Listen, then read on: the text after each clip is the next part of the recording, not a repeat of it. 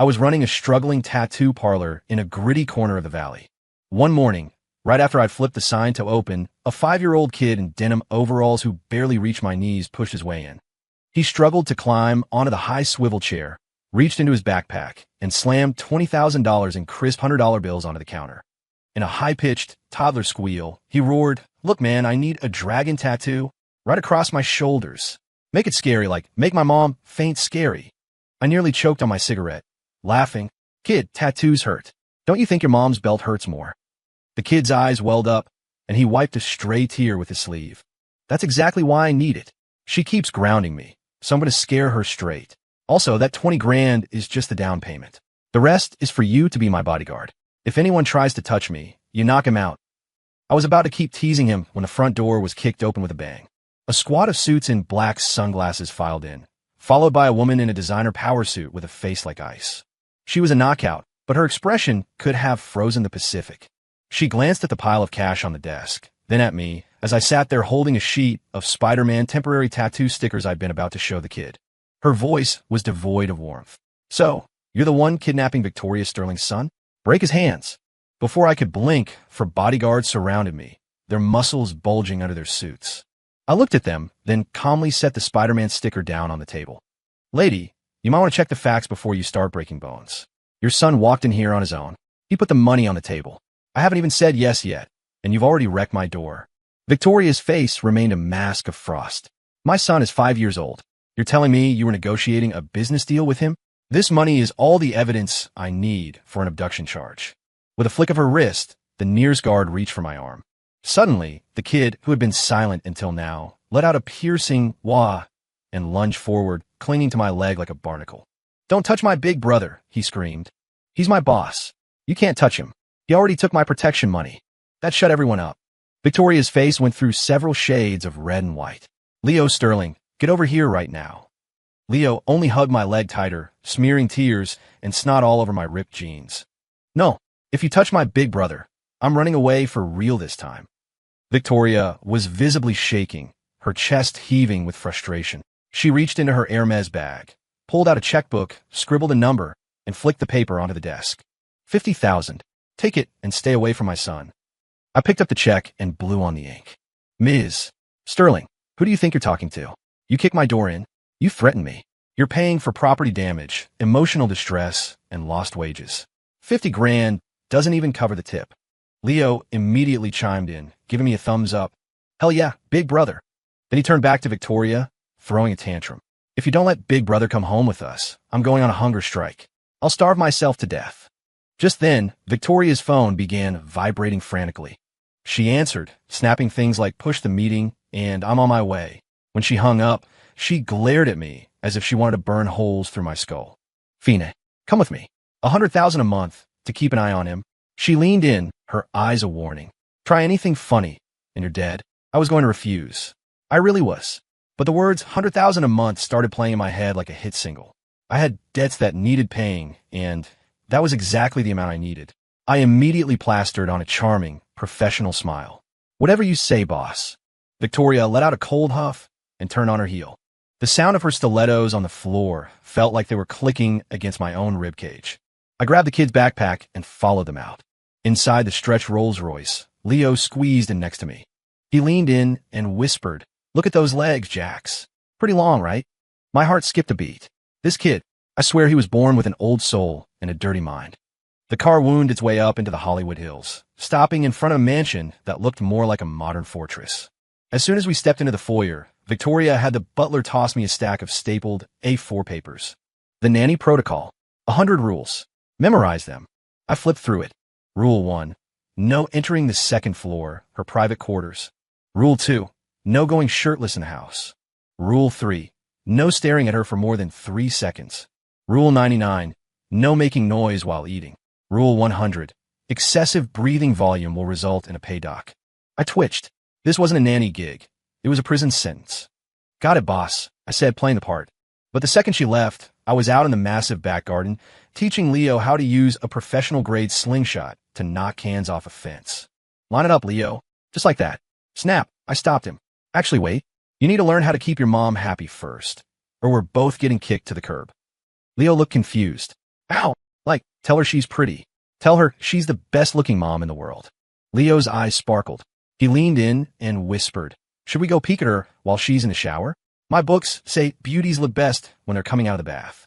I flick his forehead hard. What the hell kind of books are you reading?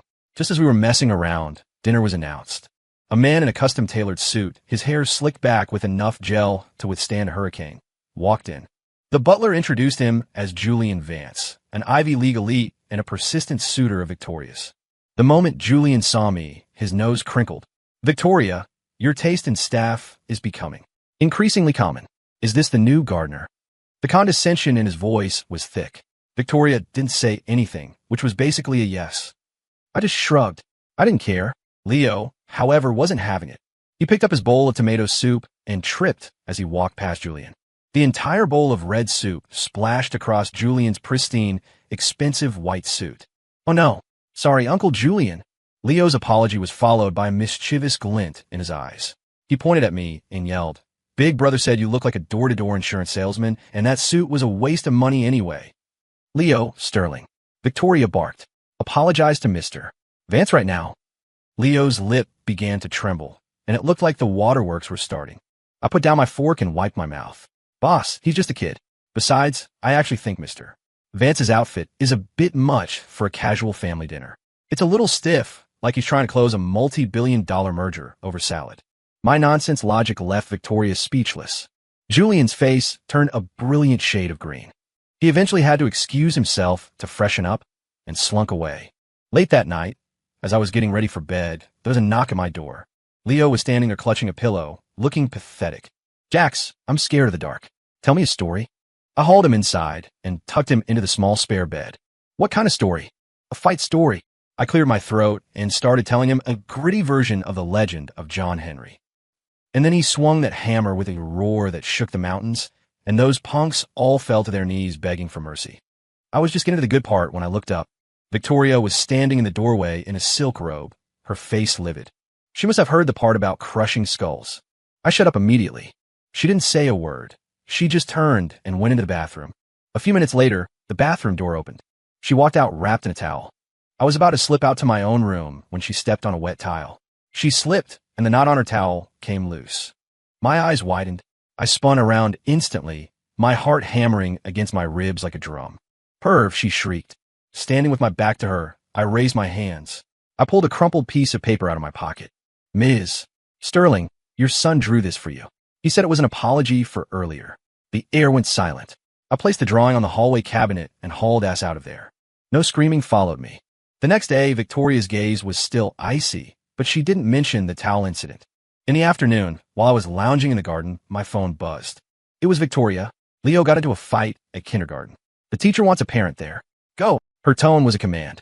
You aren't going? I'm in the middle of signing. It's a massive contract. Just handle it. She hung up. I sighed, grabbed the keys to the grocery car the butler gave me, and headed to the school. Inside the office, a middle-aged guy with a beer belly and a thick gold chain was screaming at the teacher. Next to him stood a chubby kid with a scratched face, looking smug. Leo was standing in the corner, head down, eyes red. I'm telling you, if anything happens to my son, I'll sue this place into the ground, the blowhard yelled. The teacher looked at me, relieved. Are you Leo's guardian? I nodded. The blowhard looked me up and down and sneered. They sent a chauffeur? Tell Victoria Sterling to get her own ass down here. Leo whispered, his voice trembling. He said, I don't have a dad. He called me a stray. My heart twinged. I walked over and ruffled his hair. Don't listen to that crap. Today, I'm your dad. I ignored the blowhard and turned to the teacher. Do you have any markers? The colorful kind. The teacher, confused, handed me a box of markers. I knelt down, pulled Leo's arm over, and within seconds, I had drawn a fierce, majestic tiger on the back of his hand. Like it. Leo's eyes lit up, and he nodded vigorously. I smiled and waved over the other kids who were peeking into the office. Any of you want one? Get in line, and I'll give you a masterpiece. In an instant, the office was swamped by kids. I want Spider-Man. I want Elsa. Using my professional tattoo skills, I gave every kid a temporary tattoo. Within minutes, I was the king of the playground. Even the chubby bully wandered over, looking envious. I was a big man and drew him an Optimus Prime. The blowhard dad stood there stunned. He hadn't expected me to solve the problem by becoming the most popular guy in school. Feeling embarrassed and angry, He stepped forward to shove me. Hey, what do you think you're? Without even looking up, I caught his wrist with one hand and gave it a slight twist. He immediately started wailing like a stuck pig. My movements were clean and sharp, and Victoria's secretary, who had just arrived, captured the whole thing on her phone. By the time Victoria finished her meeting and rushed to the school, she found a strange sight. I was surrounded by a group of fashionable soccer moms who were all eagerly asking for my number. Mr. Miller, you're so talented. Could you draw one for my daughter's birthday party? Jax, you're so good with kids. We should grab coffee and talk about parenting styles. Victoria stood on the edge of the crowd, her face like a frozen lake. She felt a strange, sharp pang of annoyance. She walked over and snapped. Are you here to deal with the school or to hit on the mothers? On the ride back, the atmosphere was suffocating. Leo, being the perfect wingman, suddenly piped up. Mom, that Mrs. Higgins asked Jax if he had a girlfriend. And Victoria asked, her eyes on the road. Jax said he has a she-wolf at home who keeps him on a very short leash. The temperature in the car plummeted. Victoria slammed on the gas, and the car lurched forward. I watched her rigid profile and quietly buckle my seatbelt. A few days later, the Sterlings were hosting a high-end business gala by the pool. Julian Vance sent me an invitation with a smirk like a weasel's. Come and see how the other half lives, Jax. I didn't want to go, but Leo insisted on being my image consultant. He picked out a loud, neon-patterned Hawaiian shirt and shorts. I walked into the sea of black ties and silk gowns looking like a guy who had gotten lost on his way to Tiki Bar. The judgment in the room was palpable. When Victoria saw me, her eyebrows drew together so tight they could have crushed a diamond, but she didn't blow up in front of the guests. Leo was having the time of his life, dragging me through the crowd. He even ran up to a famous actress and said, Miss, you're even prettier than my mom. Jax thinks so too. The actress laughed, charmed. Victoria's face went completely black.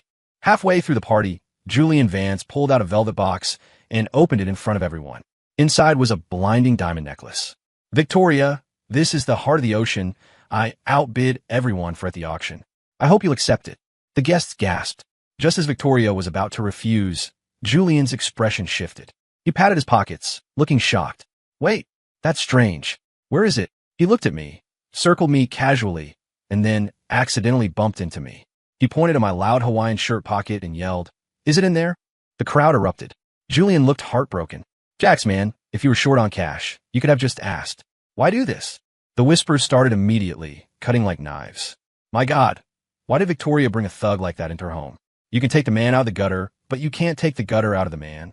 How embarrassing for the Sterlings. I didn't look at them. I only looked at Victoria. I was waiting for one thing. One sentence, I believe you. But she just stared at me, her eyes filled with disappointment and coldness. Under the gaze of the entire elite class, and Julian's smug grin, she spoke. Her voice was flat. Search him. If it's not there, I'll apologize. If it is, call the police. In that moment, I felt something inside me snap. I laughed a loud, bitter sound. I looked at her and said, Don't bother. I reached into my own pocket and pulled it out slowly. Every I was on my hand. Then, in front of everyone, I hurled the multi-million-dollar necklace into the deep end of the swimming pool. The splash was cold and final. I don't need your trash. I ripped off the ridiculous Hawaiian shirt and threw on the ground. Victoria, I quit. I turned and walked away without looking back. Behind me, I heard Leo's heart-wrenching screams. He lunged forward and bit Julian's hand, crying as he tried to chase after me, only to be held back by the guards. Jax, don't go. Those cries tore at my heart with every step. After I left, the Sterling household was a mess. I didn't go home. I spent the night in the valley, drinking cheap beer at a roadside taco stand. The next day, my landlady, Brenda, told me a woman in a luxury car had been looking for me all night. I just scoffed and turned off my phone. I blocked every way Victoria could contact me. I thought my life would go back to normal, but I felt hollow. A week later, a Bentley that looked completely out of place pulled up in front of my shop. Victoria stepped out in a high-fashion suit and 10-inch heels. She looked thinner, exhausted, with dark circles under her eyes. She walked into my dusty little shop and frowned. Jax! I ignored her and kept cleaning my tattoo gun. She walked right up to me, her voice trembling slightly. Come back. I looked up and smiled. Ms. Sterling, did you forget? I'm a thief. I might get my gutter germs on your expensive carpets. Her face went pale. I saw the security footage. Julian planted it on you. I've ended all business ties with him. I was wrong. I'm sorry. He still here. For the first time, that Ice Queen facade showed a crack. But my heart was cold. One sorry fixes it. She pulled a check from her bag. 5 million. As compensation. I pushed the check back. I don't want it. Victoria choked on her breath. She clearly didn't expect a refusal. Then what do you want? I don't want anything. I just want you out of my shop. She stood there, unmoving, her eyes beginning to brim with tears. Now, Leo is sick. Ever since you left, he hasn't eaten. He's locked himself in his room. He won't talk to anyone. He's had a high fever since last night, and he keeps calling your name. She looked at me with pure desperation. Please, just come see him. My chest tightened. I could ignore her, but I couldn't ignore that cheeky little brat who used to draw pictures for me. I stayed silent. Just then, Brenda, my landlady, walked in wearing a silk wrap, carrying a bowl of steaming soup. Jax, honey, I made this for you. Eat while it's hot. She saw Victoria and blinked. She set the soup down and playfully patted my shoulder. Oh, do we have company? Aren't you going to introduce us? Victoria's eyes shifted instantly. It was a look of shock, hurt, and intense jealousy. She stared at Brenda's hand on my shoulder like it was something filthy.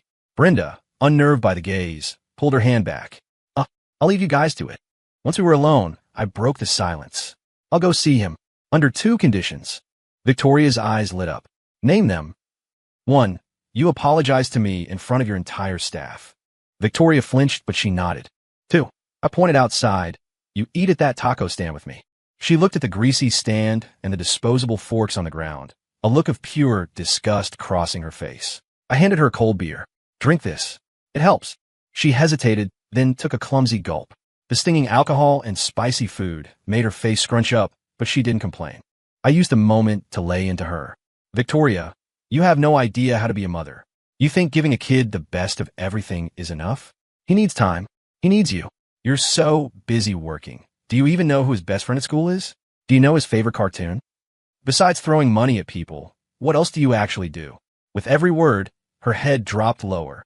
By the end, she looked like a child who had been caught breaking a vase. The noise of the street and the greasy air seemed to let her guard down. I didn't know. She whispered. My mother died when I was tiny. My father only cared about the company. I was raised by nannies. I don't know how to love a child. In that moment, most of my resentment evaporated. After the tacos, I went back to the Sterling mansion. Leo was in bed, his face flushed with fever, looking frail. As I approached, he opened his eyes. Big brother, you're back. I touched his forehead. He was burning up. I'm here. It's okay. He grabbed my hand, and a tiny, mischievous grin touched his lips. He whispered so only I could hear. Jax, was I convincing? I took a cold shower for 3 hours to get you to come home. My heart both ached and warmed. With me back, the atmosphere in the house changed instantly. Leo's fever miraculously vanished, and he followed me everywhere. I set 3 rules for Victoria. From now on, I handle Leo's business. Cut the useless networking. You eat dinner with him every night. Stop talking down to me. She actually agreed to all of them. Meanwhile, Julian Vance, furious about being cut off, started working in the shadows with the Sterling's rivals. To bond, Leo suggested a family camping trip. Before we left, he told me he had a master plan. At the campsite, I realized the plan was just him secretly slashing one of the tents. That night, he announced, the tent is broken. Mom, you have to sleep with Jax in the RV. Victoria's face turned beet red. In the end, I slept in the tent, and she and Leo took the RV. Late that night, I was by the campfire when Victoria stepped out with a bottle of wine. Drink. We sat in silence, watching the flames. Halfway through the bottle, she started to cry. You know, Jax, Leo isn't mine. He's stunned. He's my best friend's son. She was conned by a total scumbag who disappeared when she got pregnant. She died in childbirth. Her last wish was for me to take him. I told everyone he was my secret child from a time abroad, just to protect him from the rumors, and to keep the business marriage vultures away. The firelight reflected off her tear-streaked face. This woman, who seemed made of ice, was actually just a shield for a child that wasn't even hers. I walked over and draped my jacket over her shoulders. She shivered, then slowly leaned her head against my shoulder. We didn't notice the paparazzo in the bushes with a long-range lens. The next morning, a storm hit. Skandang.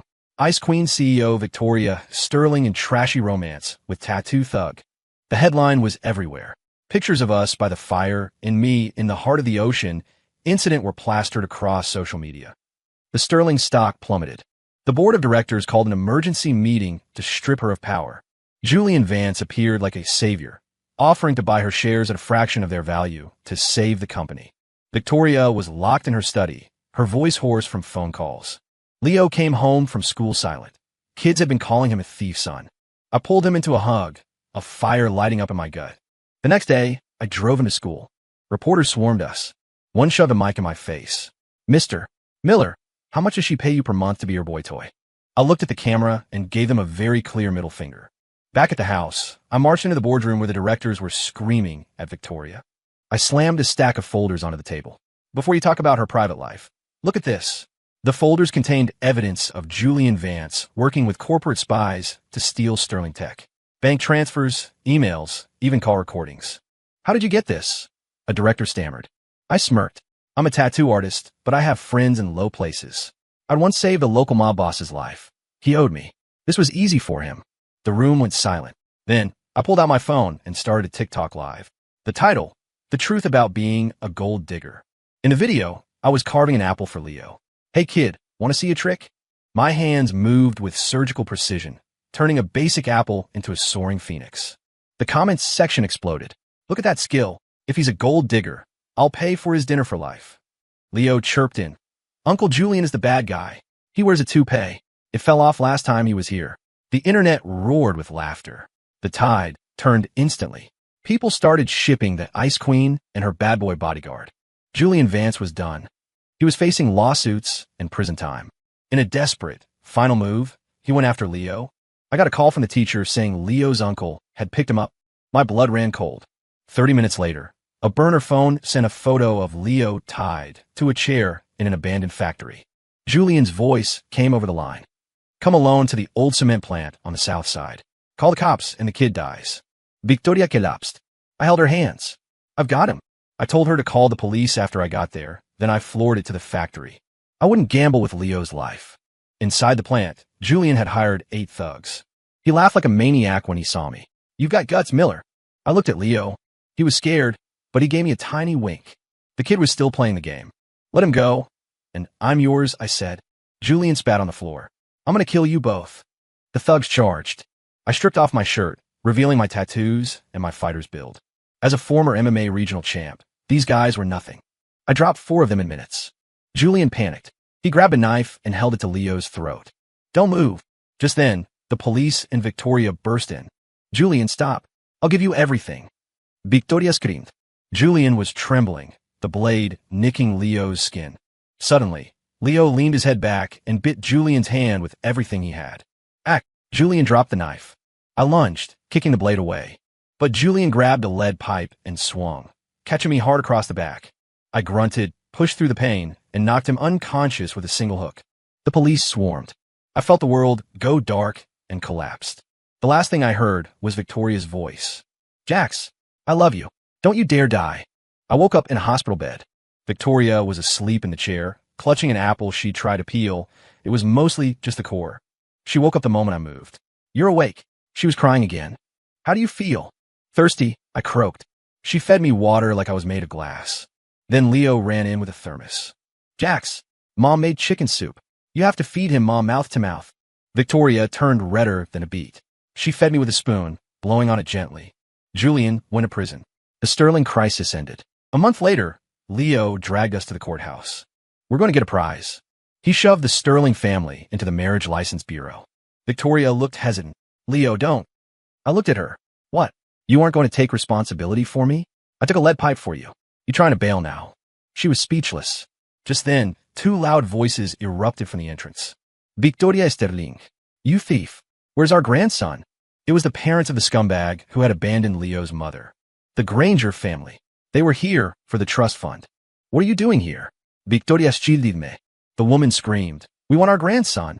He's a Granger. You're just an outsider." I stepped forward. "Evidence, please." Victoria pulled out a DNA report and adoption papers. "Leo's father wasn't your son. My friend knew he was trash and left him long before. Leo is the son of the man she dated after. You have 0 claim." The Grangers stood there stunned. Their gold mine wasn't even their blood. Victoria looked at the crowd that had gathered. "And one more thing. I'm here to get married." She grabbed my hand. "Jax Miller is my fiancé, and the only father Leo will ever have." I grinned, "and his bodyguard." and his tattoo artist. For life. The crowd cheered. The Grangers slunk away. Later, Victoria looked at me nervously. I only said that to spite them. I didn't let her finish. I kissed her hard and long. You said in public. No takebacks. Our wedding wasn't at Ritz. We rented out the entire block in the valley where my shop was. There was a 3-day street party. Leo was the ring bearer, though he wouldn't hand them over until we both gave him big brother bribes.